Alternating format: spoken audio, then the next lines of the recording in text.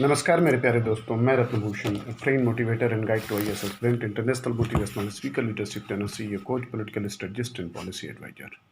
Welcome to ASGIS. ASGIS believe in quality, commitment and success. Comprehensive current for dedicated students. Listening is very powerful. ध्यान से सुने. जो मुख्य बातें होंगी उसे मैं बताऊंगा आपको, उसे नोट जरूर कर लें. बिफोर स्टार्टिंग द प्रोग्राम में ज़रूर आपसे निवेदन करूंगा, आग्रह करूंगा, शेयर, सब्सक्राइब और लाइक करना मत भूलें. इस प्रोग्राम की शुरुआत मैं एक सुंदर कोट से करूंगा. कोट है, बुराई मत करो, निंदा मत करो, शिकायत मत करो. बुराई मत करो, निंदा मत करो, शिकायत मत करो. लोगों की आलोचना करने के बजाय हमें उन्हें समझने की कोशिश करना चाहिए. हमें यह पता लगाना चाहिए कि जो काम वे करते हैं उन्हें वे क्यों करते हैं. यह आलोचना करने से बहुत ज़्यादा रोचक और लाभदायक होगा. यही नहीं, इससे सहानुभूति, सहन शक्ति और दयालुता का भी माहौल बनेगा. सबको समझ लेने का मतलब है सबको माफ़ कर देना. डॉक्टर जॉनसन ने कहा था, भगवान खुद आदमी की मौत से पहले उसका फैसला नहीं करता. फिर आप और मैं ऐसा करने वाले कौन होते हैं. यह थॉट मैंने लोक व्यवहार पुस्तक प्रभावशाली व्यक्तित्व की कला डेल कार्नेगी से लिया है. The most important fact of today's source is Navbharat times. एक पॉइंट जहां अब भी फंसा है पेच. चीनी शर्त से दिक्कत.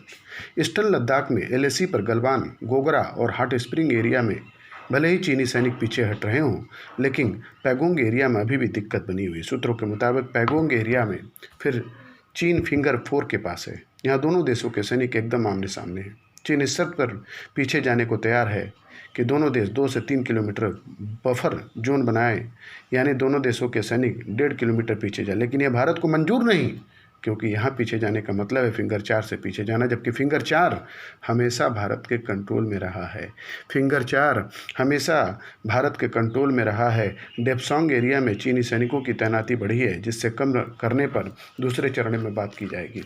इस बीच चीनी सेना ने पूर्वी लद्दाख में हॉट स्प्रिंग्स और गोगरा में झड़प वाले क्षेत्रों में अस्थायी ढांचों को हटा दिया है और मंगलवार को लगातार दूसरे दिन सैनिकों की वापसी का सिलसिला जारी रहा. गलवान एरिया में पेट्रोलिंग पॉइंट 14 के पास में चीनी सैनिक करीब 1.5 किलोमीटर पीछे गए. यहाँ बफर जोन बनाया गया और फिलहाल भारतीय सेना पेट्रोलिंग पॉइंट 14 पर गश्त नहीं कर पाएगी, जबकि शुरू से ही यहाँ पेट्रोलिंग होती रही है. सूत्रों के मुताबिक यह पाबंदी दोनों देशों की सहमति से कुछ समय के लिए ही लगाई गई है, ताकि किसी तरह की हिंसा झड़प से बचा जा सके. एक बार जब सैनिकों के पीछे हटने का प्रक्रिया पूरी हो जाएगा और वेरिफिकेशन हो जाएगा, उसके बाद यहाँ सामान्य गश्त फिर शुरू कर दी जाएगी.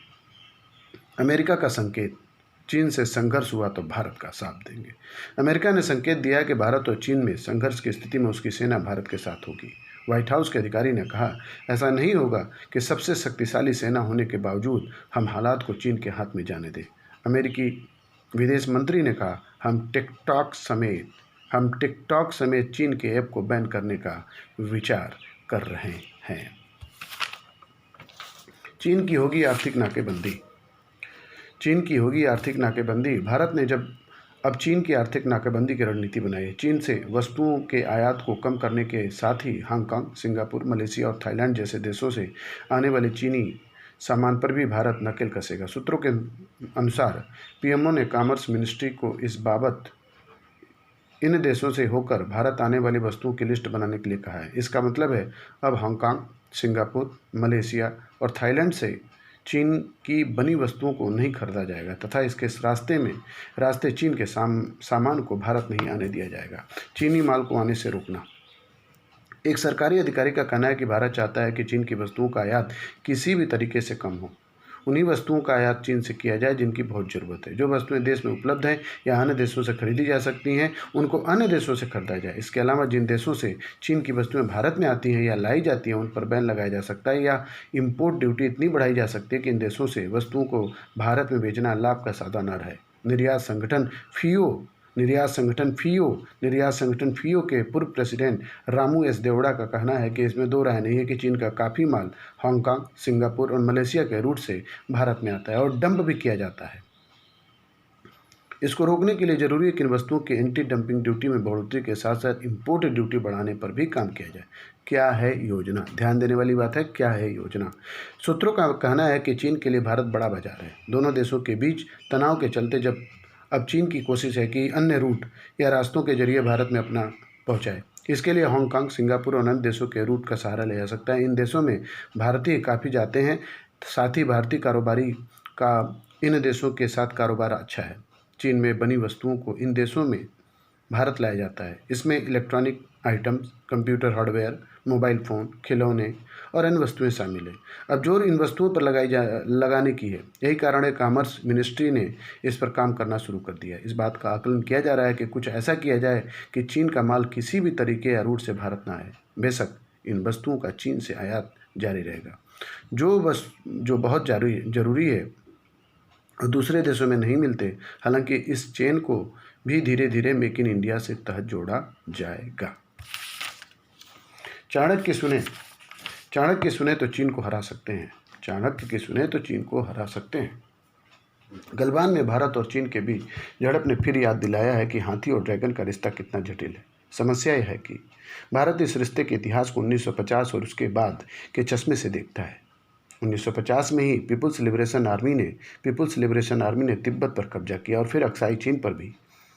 वही साल था जब दोनों देशों के संबंध बिगड़ने शुरू हुए। फिर 1962 में दोनों ने एक जंग लड़ी, लेकिन चीन अपने विदेश संबंधों को कहीं ज़्यादा पुराने और बड़े दायरे वाला प्रिज्म से देखता है। 3000 साल पहले चीन के झोउ राजवंश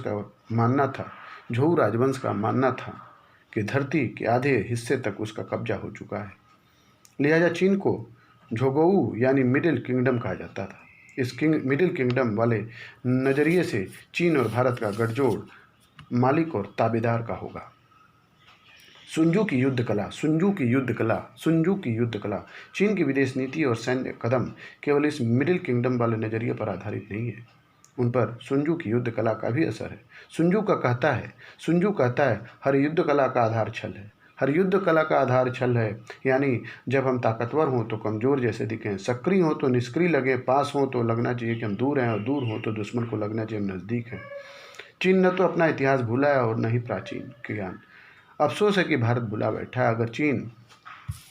अगर चीन सुंजू से प्रेरित हो सकता तो भारत के पास कौटिल्य भी है। उनका सामरिक और आर्थिक नज़रिया कहीं से कमज़ोर नहीं। कौटिल्य कहते हैं कि सेना का सहारा लिए बिना मकसद पूरा हो सकता हो तो सशस्त्र संघर्ष नहीं करना चाहिए, भले ही मकसद हासिल करने के लिए साजिश, कपट और धोखे का सहारा लेना पड़े।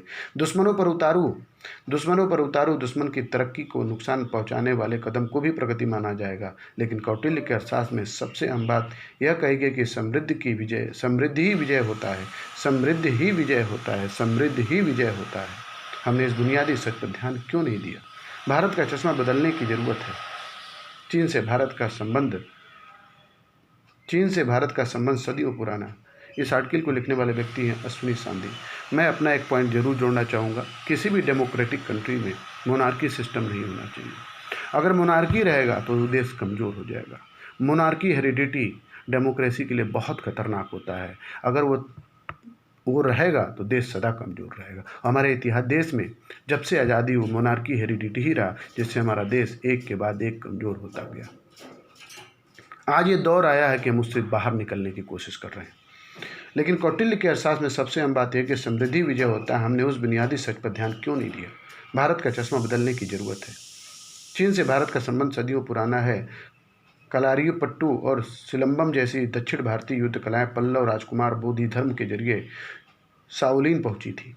इस तरह वह नई टेक्निक सामने आई जिसे आज हम कुंग-फू के नाम से जानते हैं। इसी तरह बौद्ध धर्म भारत से लुआंग के पॉइंट हॉर्स ने टेपला पहुंचा और फिर वहां से न केवल चीन बल्कि बाकी दुनिया में भी प्रसार हुआ। चाणक्य के एहसास में चीन की रेशम का भी जिक्र आया, जिसका भारत में आयात होता था। उसकी कीमत काफ़ी ज़्यादा होती थी। भारत आया है। वेनसांग विश्व प्रसिद्ध नालंदा विश्वविद्यालय पहुंचकर रोमांचित हो उठा था तो वहाँ के गुड़ के स्वाद का भी वह दीवाना था। ऐसा गुड़ उसने कभी नहीं खाया था। ब्रिटेन के लोगों के जरिए चीन से चाय हम तक पहुंची। सवाल है कि इतिहास के इस लंबे हिस्से में चीन ने हमसे युद्ध क्यों नहीं किया? एक तो हिमालय से हमें कुदरती तौर पर सुरक्षा मिली, दूसरे इसमें एक अहम भूमिका हमारी आर्थिक शक्ति की भी रही। 2010 के डॉलर मूल्य के आधार पर 1960 में चीन का जीडीपी 128.3 अरब डॉलर था। उस साल भारत का जीडीपी 148.8 अरब डॉलर था, लेकिन 1978 में चीन भारत से आगे निकल गया। उसका जीडीपी 293.6 अरब डॉलर हो गया, जबकि भारत का आंकड़ा 293.2 अरब डॉलर हो गया। इसके बाद चीन और भारत का अंतर बढ़ता गया। इसका सबसे बड़ा कारण है मोनार्की हेरिडिटी। सबसे बड़ा कारण अगर इसके मूल में देखा जाए तो।